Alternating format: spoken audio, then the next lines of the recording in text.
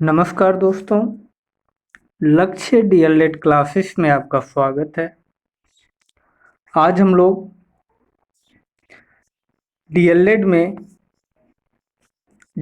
के द्वितीय सेमेस्टर के विज्ञान विषय के पहले चैप्टर पृथ्वी और आकाश के बारे में पढ़ेंगे। पृथ्वी और आकाश चैप्टर में एक छोटा सा टॉपिक है सौर मंडल। इस सौर मंडल के बारे में हम लोग पढ़ा जाएगा। सौर मंडल क्या होता है, क्यों इसे सौर मंडल कहते हैं, ठीक है।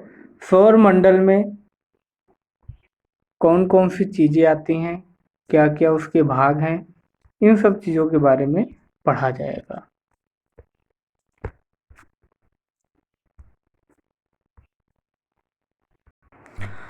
आइए चलते हैं सौर मंडल के बारे में, देखते हैं क्या होता है। तो चैप्टर 1 है पृथ्वी और आकाश। इसमें छोटा सा टॉपिक है सौर मंडल। सौर मंडल को हम सौर परिवार भी कहते हैं, क्योंकि जितने पिंड हैं उन पिंडों के एक समूह को ही हम क्या कहते हैं, परिवार कहते हैं, मंडल कहते हैं, ठीक है। जिसका मुखिया सूर्य होता है, ठीक है। इस तरह सूर्य हो गए ग्रह, सूर्य ग्रह उपग्रह तथा अन्य खगोलीय पिंड मिलकर एक सौर मंडल या सौर परिवार का निर्माण करते हैं। परिवार क्यों बोलते हैं, क्योंकि सेम टाइप्स के जो है पिंड हैं, उन पिंडों के एक समूह को हम परिवार बोलेंगे। जैसे घर में कुछ सदस्यों को मिलाकर के परिवार बोला जाता है, इसी तरह यहाँ पर खगोलीय पिंडों के सभी सदस्यों को मिलाकर के सौर परिवार बोला जाता है। सूर्य को सौर मंडल का मुखिया कहा जाता है, क्योंकि यह सबसे बड़ा पिंड है। सौर मंडल में सूर्य तथा वे सभी खगोलीय पिंड जो सूर्य के चारों तरफ चक्कर लगाते हैं, वे एक दूसरे से गुरुत्वाकर्षण बल के द्वारा जुड़े हुए हैं। अगर गुरुत्वाकर्षण बल ना हो तो सभी ग्रह एक निश्चित कक्षा में गति नहीं कर पाएंगे और वे एटैंडम गति करने लगेंगे, जिससे दिन रात होने में, समय बदलने में पूरा जीवन चक्र हम लोगों का बदल जाएगा। सौरमंडल में बहुत सारे ग्रह होते हैं। ग्रह कौन कौन से? बुध, शुक्र, पृथ्वी, मंगल, बृहस्पति, शनि, अरुण और वरुण। यम को जो है हम सौरमंडल में इस समय नहीं रख रहे हैं, ग्रह की श्रेणी में नहीं रखते हैं। क्योंकि ग्रह की श्रेणी में इसलिए नहीं रखते हैं क्योंकि यम जो है सूर्य से बहुत ज़्यादा दूर है। उसका परिक्रमण पथ जो है, परिक्रमा करने का रास्ता जो है हमेशा बदलता रहता है और उसके परिक्रमा करने वाले रास्ते में बहुत सारे अतिक्रमण हैं, बहुत सारे छोटे छोटे पिंड हैं। जैसे यहाँ पे देखिए, सबसे पहला ग्रह है, सबसे पहला ग्रह शुक्र है। सबसे पहला ग्रह आपको देखने को मिलेगा बुध, फिर शुक्र, फिर आपके आता है तीसरे कक्षा में पृथ्वी, चौथे कक्षा में मंगल आता है, पांचवें कक्षा में बृहस्पति, फिर उसके बाद शनि आ जाता है, फिर अरुण, वरुण और लास्ट में यहाँ पे देखेंगे बहुत छोटा सा यम, प्लूटो, ठीक है। तो इस प्लूटो को इतनी ज़्यादा दूरी हो जाती है, इस ज़्यादा दूरी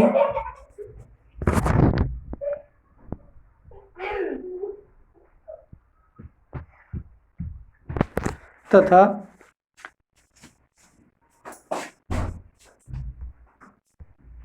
परिक्रमण पथ अलग अलग होने के कारण इसे हम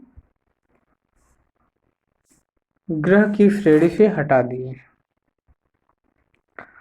आइए हम लोग सूर्य के बारे में पढ़ते हैं। सूर्य को इंग्लिश में हम सन बोलते हैं।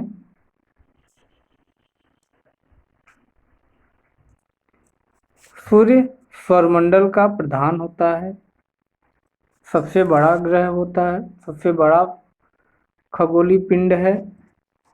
सूर्य का व्यास 13,92,000 किलोमीटर है। मतलब सूर्य का व्यास जो है 13,92,000 किलोमीटर है। सूर्य पृथ्वी से 13 लाख गुना बड़ा है। मतलब 13 लाख गुना बहुत बड़ी मात्रा होती है। तो सूर्य जो है पृथ्वी से 13 लाख गुना बड़ा है। सूर्य से पृथ्वी की दूरी 14,9 लाख यानी कि 14,90,000 इसे बोलते हैं 14,90,000 किलोमीटर दूर है। सूर्य पृथ्वी से 14,90,000 किलोमीटर दूर है। इसे हम 14,9 लाख बोलते हैं। ठीक है, इसे हम 14,9 लाख यानी 14,9 लाख को हम बोल सकते हैं 14,90,000। ठीक है। सूर्य के प्रकाश को पृथ्वी तक आने में 8 मिनट 18 सेकंड लगता है। सूर्य से जो प्रकाश की किरणें चलती हैं उन्हें पृथ्वी तक आने में जो समय लगता है वह है 8 मिनट 18 सेकंड। सूर्य के दीप्तिमान सतह को प्रकाश मंडल कहते हैं। सूर्य है उसके चारों तरफ जहाँ से प्रकाश निकलता है, जो सतह उसका चमकता है चारों तरफ का, उसे क्या बोलते हैं? प्रकाश मंडल बोलते हैं। ठीक है। और इसकी सतह का जो तापमान होता है वो कितना होता है? 6,000 डिग्री सेंटीग्रेड होता है। कितना होता है? 6,000 डिग्री सेंटीग्रेड होता है। सूर्य की संरचना का 98% भाग हाइड्रोजन और हीलियम से बना होता है। क्योंकि 98% मतलब पूरा सूर्य किसका बना होता है? हाइड्रोजन और हीलियम का। हाइड्रोजन जलता है और हीलियम में परिवर्तित हो जाता है, जिससे हाइड्रोजन जब जलेगा तो हीलियम बन जाएगा और हीलियम बनने की जो प्रक्रिया है उसी से ताप निकलता है, उष्मा निकलती है। कापरनिकस ने बताया था, कापरनिकस एक खगोल वैज्ञानिक थे, उन्होंने बताया था कि सभी ग्रह सूर्य के चारों ओर घूमते हैं। मतलब सबसे पहले कापरनिकस ने ही बताया था कि सभी ग्रह जो हैं सूर्य के चारों तरफ घूमते हैं। अगला सूर्य से संबंधित हम कुछ महत्वपूर्ण तथ्य को बता देते हैं। जैसे सूर्य सौरमंडल का सबसे बड़ा पिंड है। सूर्य का जन्म 4.6 बिलियन यानी 4.6 अरब वर्ष पहले हुआ था। यह हाइड्रोजन और हीलियम गैस का बना होता है। अभी आपको बताए हैं कि 98% जो है हाइड्रोजन और हीलियम होते हैं। सूर्य के प्रकाश की गति 3 लाख किलोमीटर प्रति सेकेंड होती है। या इसे हम लिखते हैं 3 × 10⁸ मीटर प्रति सेकेंड। हम फिजिक्स में जो है इसका सवाल भी लगाते हैं 3 × 10⁸ मीटर प्रति सेकेंड मानकर। तो यहाँ पर आप याद करेंगे सूर्य के प्रकाश की गति 3 लाख किलोमीटर प्रति सेकेंड है। सूर्य का व्यास अभी हम बताएं 13,92,000 किलोमीटर है। सूर्य के केंद्रीय भाग को, जो सूर्य का जो गोला है उसके जो बीच वाले भाग को क्या कहते हैं? हम कोर कहते हैं। और इसका तापमान लगभग होता है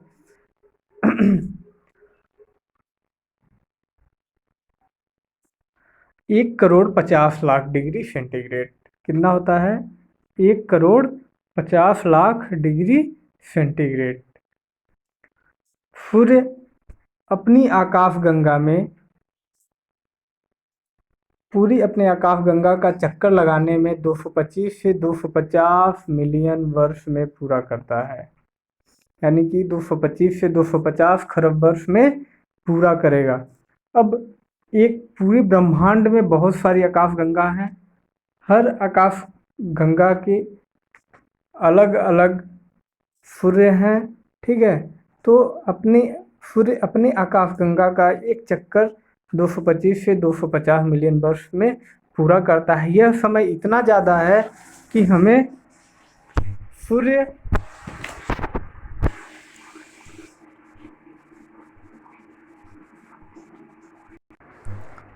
यह समय इतना ज़्यादा होता है कि सूर्य हमें बहुत एकदम स्थिर दिखाई देता है।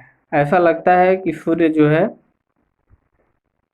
अपनी स्थिर रहता है, वह कहीं नहीं घूमता है। लेकिन हकीकत यह है कि सूर्य भी अपनी आकाशगंगा का चक्कर लगाता है और वह 225 से 250 मिलियन वर्ष में पूरा करता है।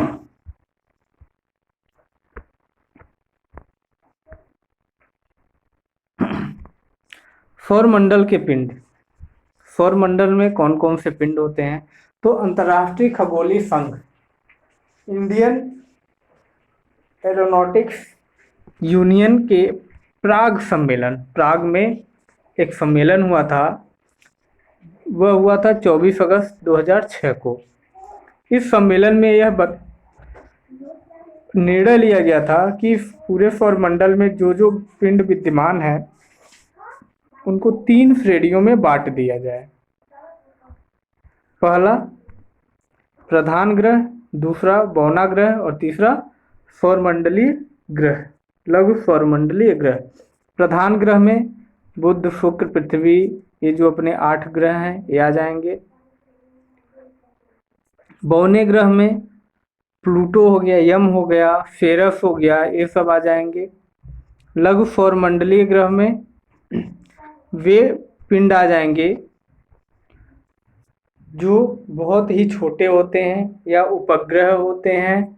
ठीक है, उच्छल तारे होते हैं, वे सब लघु सौरमंडलीय ग्रह के अंदर आ जाएंगे। तो प्रधान ग्रह क्या होता है? प्रधान ग्रह बुध, शुक्र, पृथ्वी, मंगल, बृहस्पति, शनि, अरुण, वरुण, ये सभी प्रधान ग्रह हैं। ठीक है, बौने ग्रह कौन कौन से होंगे? कुछ खगोलीय पिंडों की संरचना तथा परिक्रमण ग्रह से अलग हैं, इसलिए उन्हें बौने ग्रह की श्रेणी में रखा गया है। ठीक है, जैसे ये सब यम और सेरस हैं। यम जो है, यम का खोज जो है 1930 में क्लॉड टॉम्बो, यह याद रखेंगे, क्लॉड टॉम्बो ने की थी। यम का खोज किसने किया था? क्लॉड टॉम्बो ने 1930 में किया था। रोम एक देश है, रोम के लोग जो है यह मानते थे कि प्लूटो जो है पाताल का देवता है। मतलब किस लिए पाताल का देवता मानते हैं? कि प्लूटो के पास तक सूर्य का प्रकाश नहीं पहुंच पाता है और वहाँ पे एकदम अंधेरा रहता है, और अंधेरा रहने के कारण उसे पाताल मानते हैं। यह सूर्य से बहुत ही ज़्यादा दूर है। ठीक है, सेरस क्या है? सेरस का खोज इटली के खगोल शास्त्री पियाजी ने किया था। इटली के एक खगोल शास्त्री हैं